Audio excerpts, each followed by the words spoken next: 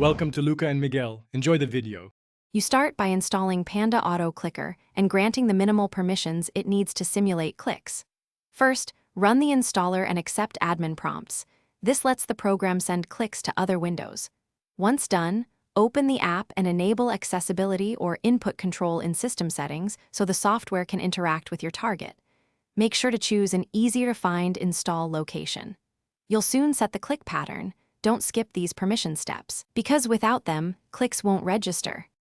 You now configure the core behavior: click type, timing, and repetition.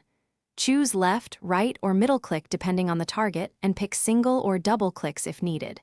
Next, define the interval. Milliseconds give precision. Try 100 ms for fast loops or 0.5 for slower clicks.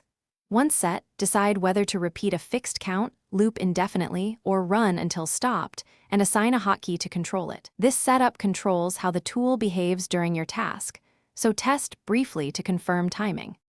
You finish by directing where and when the clicks occur. Use cursor position locking for single points or record a macro for multiple coordinates and sequences. Once configured, run a short test while watching whether the target app stays focused and responds. If it doesn't, tweak intervals or use a higher delay. Make sure system resources aren't maxed out and keep your hotkey handy. If things go wrong, check accessibility/input permissions. Increase the interval slightly or restart Panda Auto Clicker and the target. Thanks for watching and please subscribe. It's the best investment you'll ever make.